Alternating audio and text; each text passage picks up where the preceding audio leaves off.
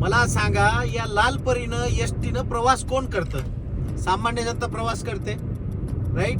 आज मी पुण्यावरनं संभाजीनगरकडे चाललोय आणि रस्त्यामध्ये बघतोय मी अशा काही हॉटेल आहेत, टिपिकल हॉटेल, तिथे आपल्या लालपरी महामंडळाच्या गाड्या तिथे थांबतायत. का थांबतायत? की त्यांनी त्यांच्यासोबत कॉन्ट्रॅक्ट केलेलं आहे, त्यांनी कॉन्ट्रॅक्ट साईन केलेलं आहे. परंतु जेव्हा मी ती परिस्थिती बघितली तिथे गेल्यानंतर, एकदम तुच्छ दर्जाचं तिथं जेवण दिलं जातं, तुच्छ दर्जाची सर्व्हिस दिली जाते आणि ग्राहकांना कोणत्याही भाषेमध्ये बोललं जातं. बरं चला ठीक आहे, एवढं बेरेबल आहे.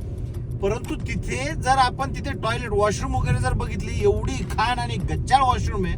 म्हणजे तुम्ही त्या हॉटेलमध्येच्या प्रांगणामध्ये जरी बसलेत, त्या वॉशरूमचा तुम्हाला त्या याचा संडासचा वास येतो. म्हणजे जर एवढी बिकट परिस्थिती जर महामंडळामुळे लोकांवरती येते, कोण प्रवास करतं? सामान्य जनता. महामंडळाचं काम काय? ते तो ऑडिट करायला पाहिजे. 10 वेळेस ऑडिट झालं पाहिजे, महिन्यात ऑडिट झालं पाहिजे. तिथे स्वच्छतागृह चांगले आहेत का? संडास बाथरूम चांगले आहेत का?